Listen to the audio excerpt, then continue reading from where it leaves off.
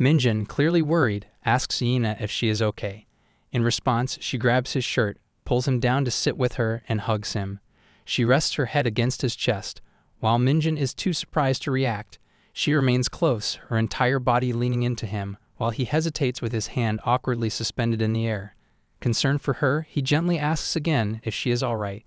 That's when she lets go of his shirt and begins to move away. She quietly thanks him, saying she would have died if he weren't here. Hearing this causes Minjin to blush. Shyly, he reassures her that she is safe now.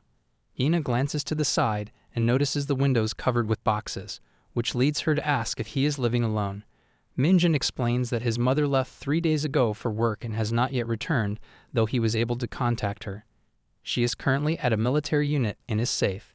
Yina states she is glad to hear that, although her expression does not change. He then asks about Yina's parents. She replies that her father is okay, but stops when mentioning her mother. After a pause, she quickly adds that both are fine. She then asks if she can have some water, as she hasn't had any in days, and whether she can charge her phone if there is power in the house. By 4:20, 3 bottles are already empty, and she is working on her 4th. Minjin is speechless, watching how much water she has consumed. He considers telling her the water needs to be rationed but decides against it, thinking about all she must have gone through to get here. Trying to ease the silence, he asks if she came straight from home and why she chose to come here. Yina tells him she has been hiding outside the entire time. This revelation shocks him. She recalls what happened 3 days ago. She had passed by Minjin's apartment but went home first to change before heading out again. As she walked peacefully, phone in hand, a sudden scream shattered the quiet. She looked up to see people running toward her, yelling for her to run. Without thinking, she did. That night, she found a stairwell near a shopping complex and decided to rest there. She tells Minjin that she stayed, waiting, hoping someone would come for her. No one did. Overwhelmed, Minjin drops to his knees. You stayed there all 3 nights? Alone? Her thoughts drift again. On the 2nd day, she found an unlocked door leading to a meeting room. Desperate and dehydrated, she slipped inside. There was water. She survived on that. But by the 3rd day, hunger and thirst pushed her to leave. Her home was just a kilometer away, close enough to try. When she peeked onto the street, though, it was overrun with infected. That road was the only direct way back. She chose a longer, narrow alley that still led in the same direction. It eventually brought her to Minjin's neighborhood, but even there, the infected blocked the streets. She knew she'd have to pass through to reach home. With no other option, she gathered her courage and ran. As she moved, she realized she was near Minjin's place. She vaguely remembered seeing him leave her apartment complex once, enough to know where he might live. Hoping he was home, she took a shortcut through a side alley, dodged the infected, and finally reached his building. Exhausted, she stopped to catch her breath. Now back in the present, Minjin quietly admires the courage it takes for her to make such a bold move. She lets out a sigh and tells him she is just relieved he is home. Then she stands up, ties her hair, and asks if he has water available for a bath, mentioning how dirty she feels. He notices how much she is sweating and offers her some of his clothes. This surprises her, and in response, she kicks him lightly with her foot, calling him a loser. But she quickly calms down and again asks if she can use the shower. He agrees. He watches her leave, confused by everything that happened. He was planning to go out, but now, with her here, that is not possible. He takes a moment to think. If they both stay, the food he has will last them about 15 days. He still cannot quite believe any of this is real, especially the fact that, despite everything, she is taking a shower in his home. Minjin's thoughts drift back to their school days, back when Yina never once looked him in the eye. She acted as if he didn't exist, brushing past him like he was nothing more than an insect. In the present, Yina steps out of the shower and asks for a change of clothes, saying hers are too filthy to wear. Minjin nods quickly and rummages through his things for something clean. When he hands her the clothes, she brings them to her face, sniffs them, and wrinkles her nose, asking for something else. He tells her that everything smells the same. Reluctantly, she decides to wear them anyway. Though she keeps complaining about the smell, she puts them on since her own clothes are still wet. Embarrassed, Minjin tries to explain that the clothes are freshly washed. But she just asks for a spray instead, looking down on him for living in a basement, saying she is sensitive to smells. Disgusted, she decides to leave the room, leaving him confused. Of all things, she seems most bothered by how his clothes smell. Later that night, her clothes are finally dry, and they have had dinner. As they relax, Yina asks what they should do next, and whether they should wait for a rescue. Minjin speaks honestly, revealing that he has been planning to go outside before she arrived. Yina is shocked when she hears this and refuses the idea of stepping outside. He quickly clarifies that this plan was before she showed up. Now they will stay put and wait for help. She then asks what they should do if they run out of food. He pauses for a moment before answering that they will search the neighborhood for supplies. If they use up everything, they will eventually have to leave. Yina strongly disagrees with the idea of going out. She reminds him how dangerous it is and that he does not really understand what these infected people are capable of. But Minjin tells her that now she has some experience, she should be able to avoid them more easily. She asks why he is not scared. He answers that the infected people need to be understood because no one really knows what they can do. If you attack them, they will turn you into one of them. But he does not care about any of that. He is not afraid of being infected, because to him, there is nothing to lose. His words make her fall silent. She stares at him blankly. Then she quietly tells him that he can think whatever he wants, but she refuses to become a zombie, because she has dreams. He reminds her that it is she who says they should avoid making eye contact with infected people. And if the infected people see humans, they tend to walk toward them slowly. Seeing the confusion on her face, he asks if she has ever played tag, suggesting it might be exciting to dodge infected people like that. Ina is not amused. She does not find any of this funny. She is genuinely scared. Minjin quickly apologizes.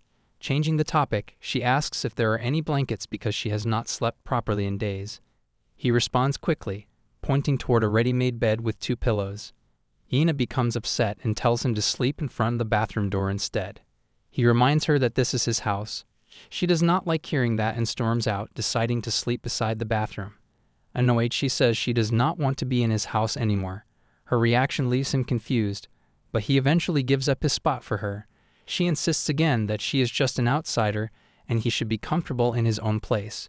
But Minjin thinks sleeping outside is a terrible idea. She laughs, telling him she will sleep in the kitchen and that it is just a joke. In the end, Minjin takes the spot near the bathroom while she sleeps in his bed. Even then, he feels grateful, not because the situation is ideal, but because he is not dying alone. He is with someone who talks a lot. The sound of infected people roaring outside the apartment keeps her from falling asleep. Scared, she calls out to him and asks if he can sleep beside her. Minjin sits quietly by the door while she tries to fall asleep. She tells him that even though she hears the sound of infected people countless times, it still frightens her. She then admits that she misses her mom. The room falls silent, and soon morning arrives. The groans of infected people continue outside, but Yina sleeps peacefully. Minjin stands beside her, watching. He wonders when she will wake up, especially since she claimed she cannot sleep out of fear, yet now she seems to be resting soundly. Around 9 in the morning, she finally wakes up and notices Minjin getting ready. She asks where he is going. He tells her he is heading to the rooftop. She immediately reminds him of his own words, that he does not know how many infected are out there, and questions what he would do if someone tries to attack him. Still, he thinks he will be fine and even offers her to come. She refuses right away, but that does not stop him from leaving. He steps out of the apartment and takes the stairs. When he reaches the building's main entrance, which he locked earlier, he notices the glass is now cracked. This worries him, as it means the door is no longer secure and might break soon. He continues upstairs to the first floor, where a foul smell greets him. Then he hears a sound behind him. Turning around, he sees Yina following him. He stares at her in silence for a moment. Then the two of them continue upward and reach the rooftop. Inside the top floor apartment, Minjin finds the rooftop guy's girlfriend, lifeless. He stands in front of her body, offers a small prayer, and then steps out. Yina is waiting outside and asks if anyone is alive inside. He tells her that it is just a corpse and that it is best not to go in. Minjin sits down on the rooftop and suggests they create a signal, like smoke or a fire, that can be seen if a rescue helicopter flies over. She questions how they could do that, pointing out it would take time. Then she suggests they should check for other survivors. She walks to the edge of the rooftop and starts yelling. He quickly tries to stop her, warning that the infected might hear and come. But Yina argues that the infected people cannot climb up.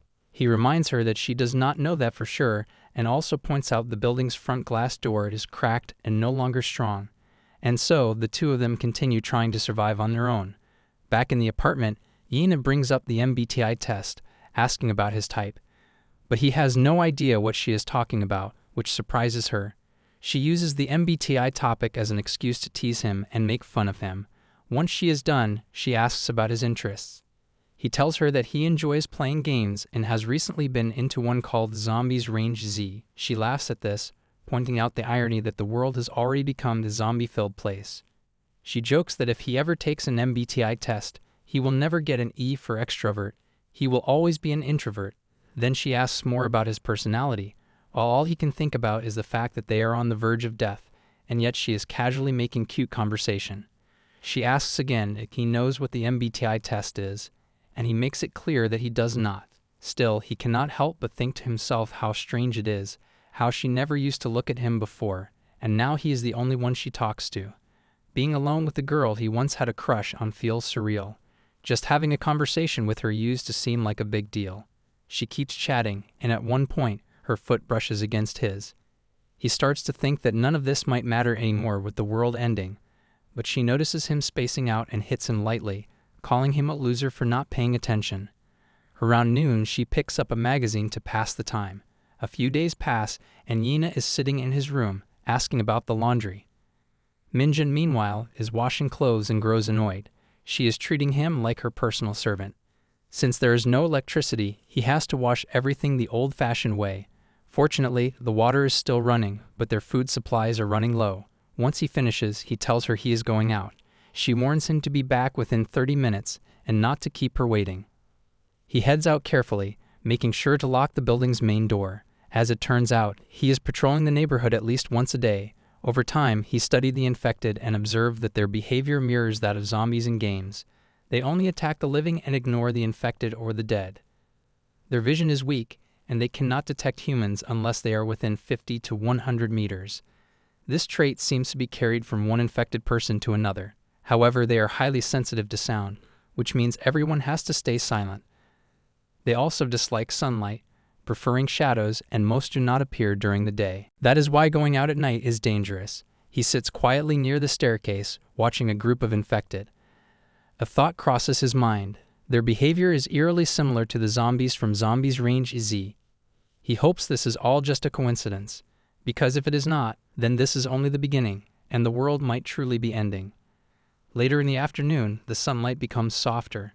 Inside the room, the light starts to dim, and Yina notices she has nothing left to do. She finishes reading all the comic books. Minjin still has not returned, and she feels like she is losing control of the situation. Suddenly, she hears the sound of a helicopter and rushes to the window, but she knows there is nothing she can do. They try to signal helicopters before, but it never works. The sun is still out as she anxiously waits, growing more uneasy with each passing minute. She starts pacing around, wondering why Minjin has not come back yet, or if something happens to him. The thought of him being infected makes her angry. As the sun begins to set, Yina's worry deepens. The infected become more active at night. She lights a candle and sits beside it, praying softly for his safe return, pleading with him not to leave her alone. When Minjin finally comes back, he tries to show her something, but Yina, furious that he is 3 hours late, confronts him. He explains that he saw a helicopter dropping leaflets, so he went all the way to retrieve one. He hands her the leaflet, but she just looks at it in confusion. She can't believe what she's reading. The authorities are locking down Gamebook. It doesn't seem possible. The idea of shutting down an entire city in a single day feels unreal. Minjin tells her to check the back of the flyer. There's a list showing the safety status of different areas. Their neighborhood, Jungmundong, is labeled as caution, with relatively few infected reported. However, the surrounding districts are marked as very dangerous due to high infection numbers. He explains that this means their area could become overrun soon as well. Yina looks at him, still confused. He breaks it down more simply. They have to leave. Their neighborhood is no longer safe, and they need to get out of the city. She struggles to understand how they could even escape. She wonders aloud where the lockdown will begin and points out that if all of Gamebook is being sealed off, the Han River will probably be blocked too. Minjin raises a heavier question. If Jungmin is considered relatively safe, how bad must the dangerous areas truly be? Even if the data is exaggerated or inaccurate, they can't afford to ignore it. He adds that the northern parts of Gamebook are already in chaos, making any escape through that direction impossible. Their only option is to head south and try to cross the Han River. The eastern route appears to be the most viable. He sets down his bag, insisting they're running out of time. He suggests they move toward Yongchan-dong first since it's marked as a safe zone. Even he doesn't understand why it's still secure, but he guesses that police barricades are keeping the infected out. Yina stares at him in disbelief. Then, with a touch of sarcasm, she admits she used to think he was useless. Now, it turns out he's pretty smart. Minjin doesn't respond to the jab. He simply states they need to leave immediately. Yina doubts he's serious, especially since it's dinner time, but Minjin doesn't budge. He says they'll leave in the morning. She asks if they can wait a few more days, just in case rescue comes. But he raises his voice. He's leaving tomorrow. If she wants to stay, she can remain in the basement. His words leave her stunned. After a moment, she covers her face, lets out a long sigh, and agrees. She begins thinking about what to bring and asks if he has an extra bag. He offers a small one. It's not ideal. It might be a burden, but it's all he has left. The next morning, as the sun rises, Minjin looks at her and says it's time. He pauses briefly, then asks if she's really okay with not going to her father's hospital. He apologizes but wonders if she should at least try to check on her parents. Her expression shifts, growing serious. Then she shakes her head and says it's fine. Her father mentioned that he and her mother were planning to head for a shelter. Minjin finds her calm response strange but says nothing. Outside, the city is quiet beneath a bright sky. Minjin carefully leads the way through a narrow alley stained with dried blood. He peers ahead and spots an infected wandering in the distance. Once the path is clear, he signals for Yena to follow. The main street is eerily silent, but blood covers the ground, and the infected roam here and there. They move cautiously, keeping close to walls and shadows. When they reach a wider road, they keep walking. Yena mentions that walking feels easier now. Minjin replies that she's simply getting more experienced, but he reminds her not to lower her guard. Even in daylight, the infected can appear without warning. She says Yongqin doesn't seem far anymore. He encourages her to keep going. Then she wonders aloud if having a bike or an electric scooter would help. Minjin agrees but explains that with the networks down, shared scooters are useless, and he hasn't seen any working bikes nearby. Eventually, she asks for a 5-minute break. Her legs ache, but Minjin keeps walking, joking that they should grab a coffee instead. She sighs and looks around at the wrecked vehicles surrounding them. With tired frustration, she mutters that once they get to safety, she won't let him off the hook for all this. Minjin tells her to be quiet. Loud noises might draw the infected. As they move through a more modern part of the city, she asks how much longer they'll need to walk. Minjin replies that there's still a long way to go. She seems surprised. He said earlier they were close, but he urges her to keep pushing. He leads steadily, alert to every movement and sound. Yena continues to complain, asking for water. Minjin denies her. Water is too valuable now. Even he is starting to grow more wary.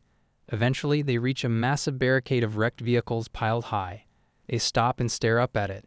Minjin tells her that beyond this barrier is Yongchan. Judging by the scale of the barricade, it must be safe. A small smile forms on Yena's face, but Minjin reminds her to stay alert. If someone built this barrier, then survivors must be nearby, possibly guarding it. He begins to climb the barricade. She looks around and mentions that she doesn't see any infected, and a horrible smell seems to have faded. She tries to sit and rest, claiming she's too tired, but Minjin brushes it off and tells her to keep going. She gives him a blank stare. He reaches the top of the barricade under the sun's glare. Yena mutters under her breath and watches him. When their eyes meet again, she's crying. Tears streak down her cheeks. She apologizes for everything she said before. Their quiet moment doesn't last. Minjin notices infected approaching from behind. He doesn't hesitate. He grabs her hand and tells her to run. Yena is shocked. This neighborhood was supposed to be safe, but Minjin stays focused and keeps moving, pulling her with him. As they run, they see a man hiding behind a large closet. He opens a small gap, letting them slip through. They thank him, and Minjin helps push the closet back into place. Yena starts to panic, but Minjin tells her to stay low. The infected are right behind them. Despite their efforts, the infected break through and flood the space. All three of them are forced to run. Yena freezes, but only for a second, then starts sprinting. Minjin helps her climb over a wall made of stacked furniture. They both jump down the other side, but Yena lands awkwardly and sprains her foot. Two infected close and fast. Minjin pauses. In that moment, he remembers Yena's words, how she once told him to stop letting people walk over him and to make something of his life. He grips the knife in his hand tightly. If today is the day he dies, then at least he'll go down fighting. At that moment, a bike speeds toward their direction, and the rider, holding a bat, tells Minjin to get down. He looks back and quickly steps aside. The man swings the bat, violently beating the infected until they stop moving. Both of them watch in silence as he unleashes his aggression. The man turns back and asks Yina what she's doing here, but she is too surprised to answer.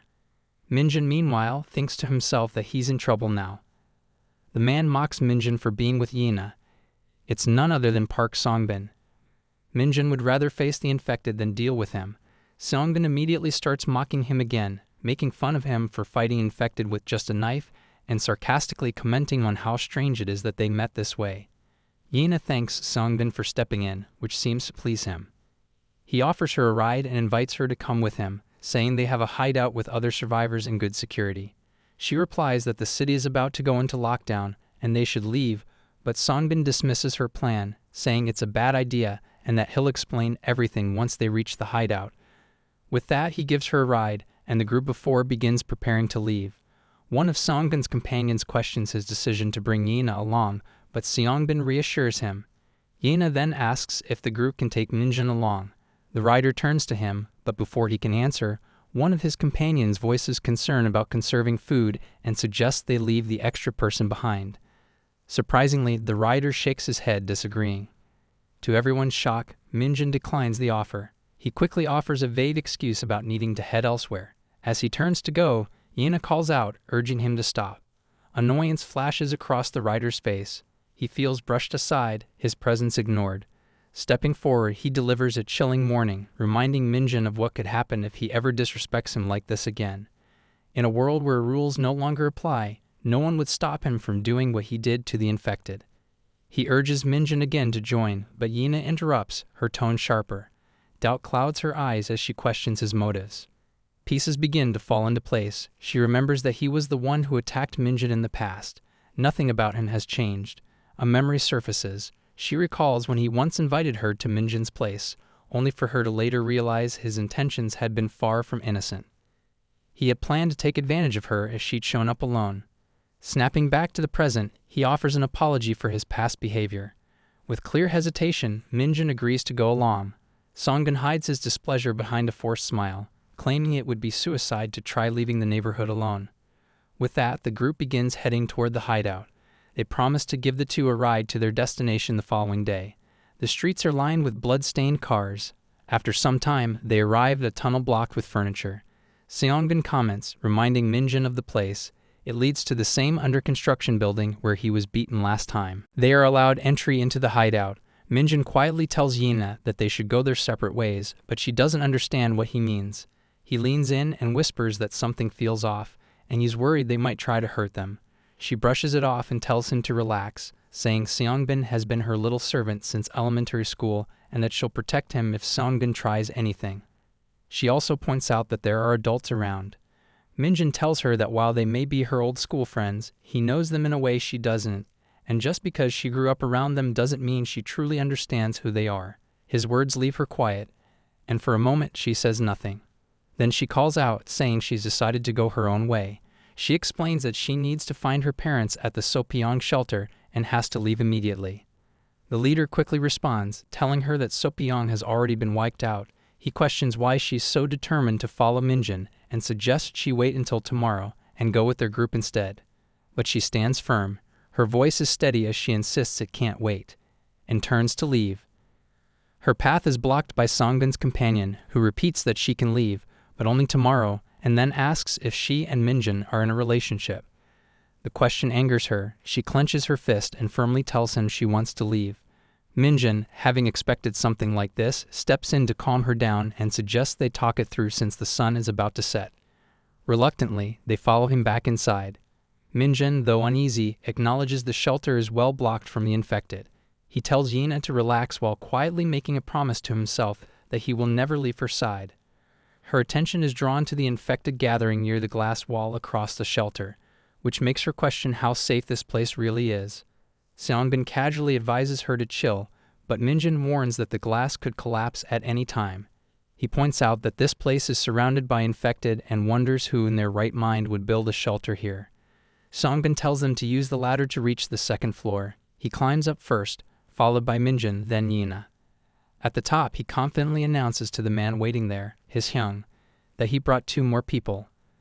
The man immediately recognizes them from school and introduces himself as Bonyu Appa. His eyes linger on Yina as he asks why she never accepted his friend request. Songbin tries to act casual, but Yina replies that she's never even heard of him.